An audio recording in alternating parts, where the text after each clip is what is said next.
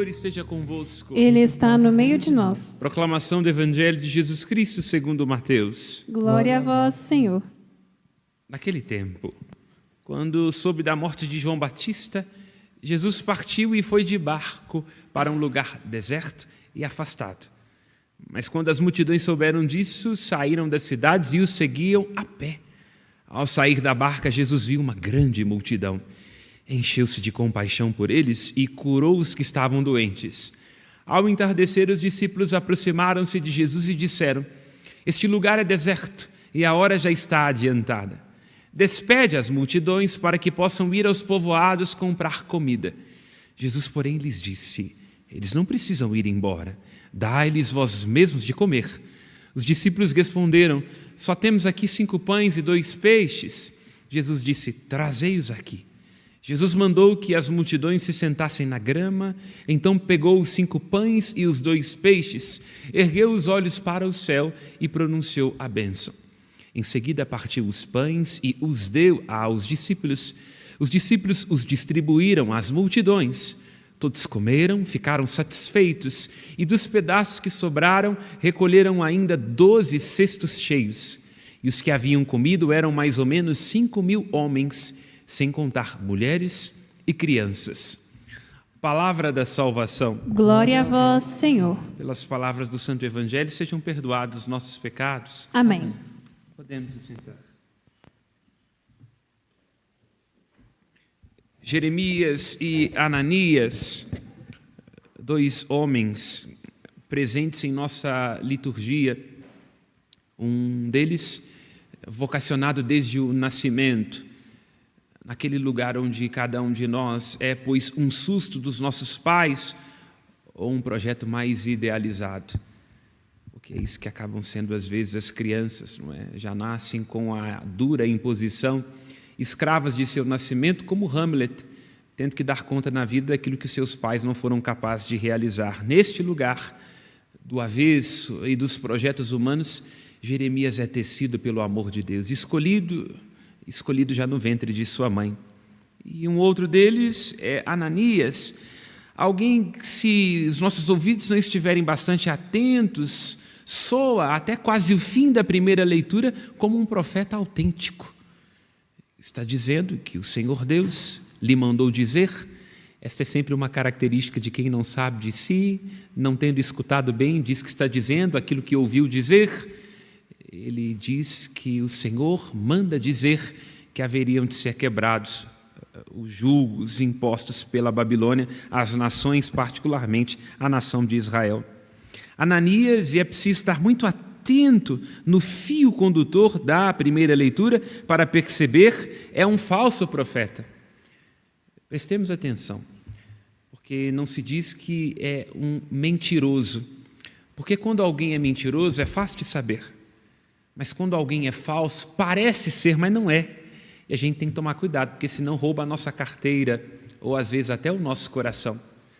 Um falso profeta, alguém que fala com um exercício de falseamento, com uma ação deliberada de equívoco, que até reveste as suas palavras de doçura e de singeleza, mas na verdade está armando para nós uma arapuca. Todos temos que tomar cuidado, porque todos temos falta, todos temos expectativa, todos temos anseios, e sempre haverá uma pessoa com a sua beleza, com o seu malemolejo, com as suas boas expressões, a dizer aquilo, não que a gente necessita, mas aquilo que a gente gostaria de escutar.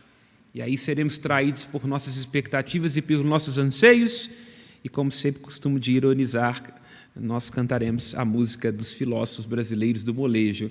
Não era amor, era cilada. Assim é Ananias, um falso profeta, mais do que mentiroso, um falso, porque parece ser uma coisa, mas não é. Ananias é aquele a respeito do qual se poderia dizer, prolongando a poesia de Mário Quintana, se se pudesse ver por trás da máscara da face, quanta gente que inveja nos causa, piedade nos causasse. Quanta gente existe, talvez existe, cuja única ventura consiste em parecer aos outros venturosos. É assim. Ananias parece profeta, parece ser venturoso, assim como hoje tem um tanto de gente que parece. Certamente não aqui nas nossas cidades no entorno, mas nas outras, em outros lugares que agora não nos escutam. Agora a gente vai ver subindo nos palanques um tanto de gente que parece que é, mas não é. Dizendo alguma coisa, mas que na verdade não são, nos prometendo mundos e fundos, para depois nos deixar sem mundo e certamente em nossos municípios sem fundos. Fala ao povo, versículo 2 da primeira leitura. Assim fala o Senhor. Falta-lhe um elemento sempre característico do profeta, porque o profeta é um homem que fala. E sempre assim se diz, seja em Jeremias, em Isaías, em Ezequiel, assim fala o Senhor. Mas falta a Ananias um elemento sutil, falta-lhe a expressão fundamental. A palavra do Senhor me foi dirigida. Aqui vemos, né? Este é um falso profeta, porque antes de falar é preciso ter falado com. Porque senão nós podemos ser profetas do mau agouro. Porque senão nós podemos ser hipócritas. Porque senão podemos ser falsos profetas.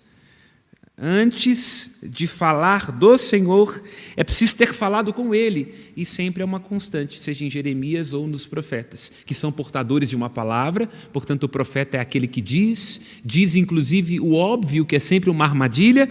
Mas antes de falar, é preciso, a palavra do Senhor me foi dirigida. Porque o profeta não vai dizer de si, ele fala daquilo que escutou, ele é habitado pela palavra de Deus. Ele é, antes de tudo, alguém que aprendeu a ser discípulo. O profeta Isaías diz, a cada manhã, o Senhor me desperta o ouvido para que eu possa ouvir como discípulo. Portanto, antes de ser um falador, o profeta é um escutador. E aqui cada um de nós olha para a própria vida, numa confrontação crítica, num cotejo com este texto. Quem fala apenas de si, a partir de si, sempre fala mal.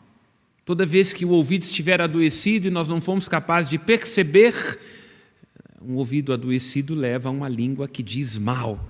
Por isso que as nossas palavras não sejam apenas as nossas palavras, mas que nós nos perguntemos sobre a nossa capacidade de traduzir em nosso agir e em nossas palavras aquilo que é vontade e que é a palavra do Senhor, porque todos somos constituídos profetas no dia do nosso batismo. Por isso que não esteja sobre nós aquela maldição a respeito da qual fala Heidegger, o filósofo, a maldição do falatório. Na internet hoje a gente fala o tempo inteiro, como diz Humberto Eco, ela deu voz a todo tipo de idiota. Então, vamos nos perguntar não tanto sobre aquilo que nós podemos dizer e julgar e vociferar como a grande verborragia, mas se nós estamos sendo capazes de escutar, porque ouvidos adoecidos levam a línguas malditas. O padre Antônio Vieira, num dos seus sermões, aqui me refiro ao sermão de Santo Antônio aos Peixes, ele fala sobre o que caracteriza um mau pregador. Falando de mau pregador, nós podemos entender o que é Ananias, um falso profeta. Ele coloca 3 características. A primeira delas é, um mau pregador não prega a verdadeira doutrina. Portanto, cada um de nós tem que estar próximo de sacerdotes, de pregadores, de evangelizadores que pregam a verdadeira doutrina. Aquele lídimo, rio das graças divinas que se reporta ao próprio acontecimento da ressurreição de Cristo, que tem os apóstolos como seus testemunhas e os bispos como seus sucessores, e cada um de nós, presbíteros, diáconos, como seus colaboradores. Para ser fé verdadeira, não pode ser uma fé inventada anteontem, mas tem que ser um compromisso com a igreja, que é sempre e em todos os lugares. Por isso, se questione se você está escutando pregadores que pregam a verdadeira doutrina. A segunda característica, diz o padre Antônio Vieira, é que eles pregam a si mesmos. Então, cuidado, se um pregador fala apenas de si, apenas do seu movimento, apenas da sua orientação política, está pregando a si e não o evangelho de nosso Senhor Jesus Cristo, certamente é um falso profeta. O melhor momento para a vida de um sacerdote é quando ele pode se calar, para que em sua vida, em sua palavra, em suas ações, o Cristo fale. E em terceiro, diz o padre Antônio Vieira, Um falso pregador, um mau pregador é aquele que prega uma coisa e faz outra. Porque se nós mesmos não estamos convencidos, porque os ouvidos mais próximos de nossa boca são os nossos. Se não houver da nossa vida como pregadores um esforço de traduzir no modo como nós nos comportamos aquilo que nós cremos e aquilo que nós professamos, a nossa fé se torna vã. Uma fé que não se traduz em obras, num esforço contínuo de agradar o Senhor, não é uma fé verdadeira. Por isso aqui um critério. Para ser um pregador verdadeiro, estamos aqui nos referindo aos sacerdotes, mas a cada um de nós que é evangelizador e missionário, no lugar onde se encontra, nos perguntemos se estamos sendo transmissores da verdadeira doutrina, se estamos pregando mais a nós mesmos, ao nosso movimento, ao nosso cadinho, ou estamos de fato pregando aquilo que é o evangelho da boa nova de Cristo. E se estamos pregando alguma coisa e fazendo outra, assim quase que desmentindo a força do evangelho. Jeremias, num sentido diverso de Ananias, está realizando aquilo que estará no capítulo 10, versículo 9 do livro do Apocalipse. O profeta verdadeiro é aquele que entende que a palavra ela é até doce nos lábios, mas ela é amarga no estômago. Antes de pregar alguma coisa para alguém, antes de dizer que está faltando isso, aquilo em nossa nora, antes de dizer da paróquia do padre vizinho, antes de dizer daquele outro membro da comunidade que nos custa suportar, a gente tem que se perguntar se é doce nos nossos lábios, porque é sempre tão doce dizer aquilo que a nossa vizinha tem que fazer, ou como a nossa cunhada, como o nosso genro tem que se comportar, não é? As nossas fórmulas prontas, a violência de nossa verdade presumida, se é doce nos nossos lábios, que cada um veja se dá conta de digerir. Porque senão nós estamos dizendo uma coisa e fazemos outra, estamos punindo nos outros aquilo que a gente mesmo não é capaz de resolver na nossa. O profeta verdadeiro é aquele que sabe que a palavra é doce nos lábios, sim, mas é amarga no estômago. Assim Jeremias fala daquilo que ele mesmo escutou, daquilo que ele mesmo digeriu. E aqui vemos, quero destacar, profecia e amor verdadeiro começam no ouvido. A profecia, para ser verdadeira, se você está sentindo que tem que dizer alguma coisa para alguém, se pergunte se está percebendo bem ou apenas não está lançando sobre a outra pessoa o peso daquilo que você não aceita em si. Porque às vezes acontece, a gente se pune no outro e chicoteia com a língua aquilo que a gente não dá conta de aplicar na nossa própria vida. A profecia, para ser verdadeira, ela tem que começar com a escuta do Senhor, a escuta uns dos outros, a percepção da realidade e também o amor, como lembra Rubem Alves. O amor verdadeiro não é falatório, o amor verdadeiro pede a escutatória. Que arte tão necessária nesses nossos tempos, onde se multiplicam as imagens, as postagens e os falatórios, onde não há percepção, onde não há postura e onde a gente tem que acelerar o áudio, porque é muito difícil ser capaz de escutar o outro que vem a nós também com as suas indigências. Jeremias sabe de si, por isso não coloca na conta do outro. É fiel a si e, consequentemente, é fiel ao Senhor. E aqui quero destacar no versículo 11, porque Jeremias tem consciência do seu chamado. E até impressiona, porque Jeremias é um profeta reclamão. É a ele que é atribuída o livro das Lamentações. E quando Ananias vem até Jeremias dizendo que ele tem também um mandato da parte do Senhor, ao invés de Jeremias perder o eixo e colocar-se em contraposição a Ananias, tocando tambor para maluco dançar, sempre quando nós estamos diante de uma pessoa descompassada, ela faz algo para nos testar, para ver até onde vai a nossa paciência e a retidão dos nossos propósitos. E a gente não se pode deixar sequestrar por pessoas alopradas que não sabem de si e estão querendo nos arrastar para o seu próprio devaneio e para a sua fantasia. Jeremias é fiel a si mesmo.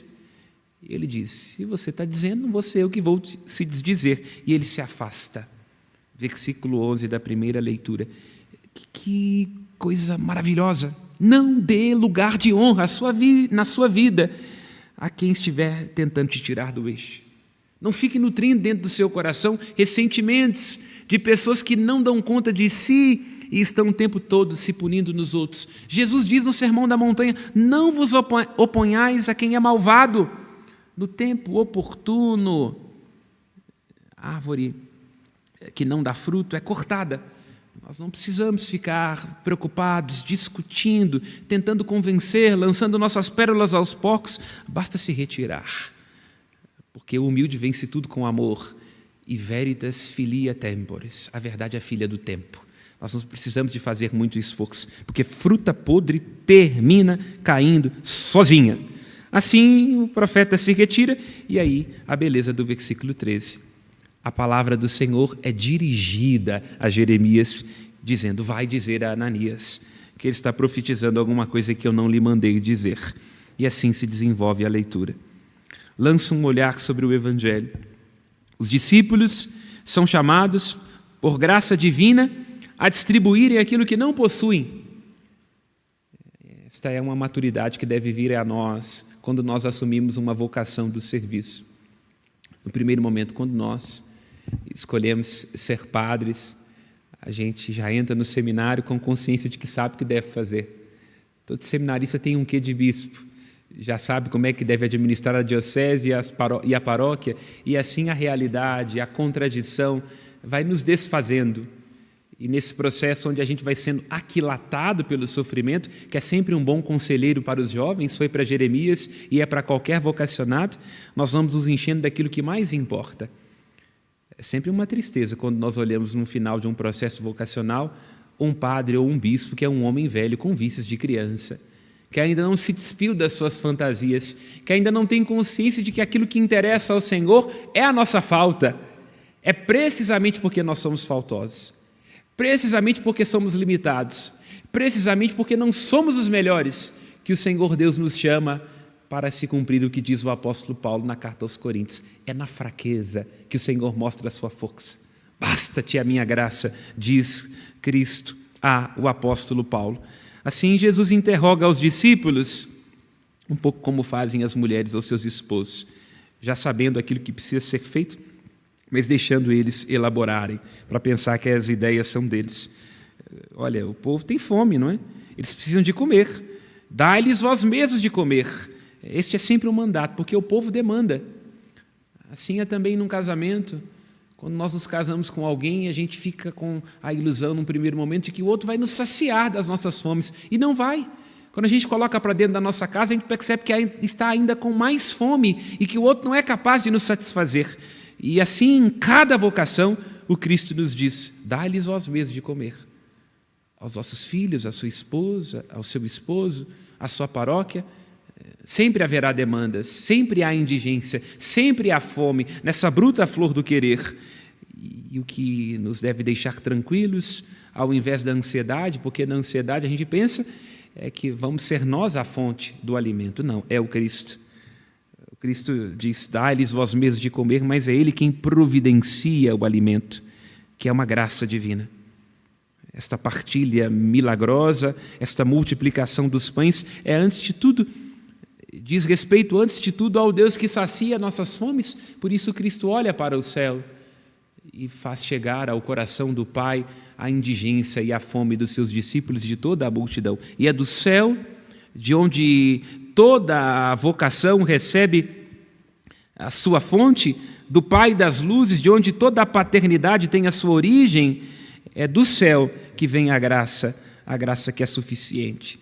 Meditemos cada um de nós em nossa vocação. Estamos no mês das vocações, para que não sejamos falsos profetas como Ananias, mas como Jeremias, e também nos deixemos instruir como os discípulos neste evangelho que agora escutamos. Meditemos sobre duas atitudes. Primeiro, o reconhecimento da nossa insuficiência. Nós não podemos tudo, e que bom que não podemos. Nós não sabemos tudo, só o Cristo é a eterna sabedoria. Mas o Senhor sabe trabalhar com instrumentos insuficientes, por isso não tema a sua insuficiência.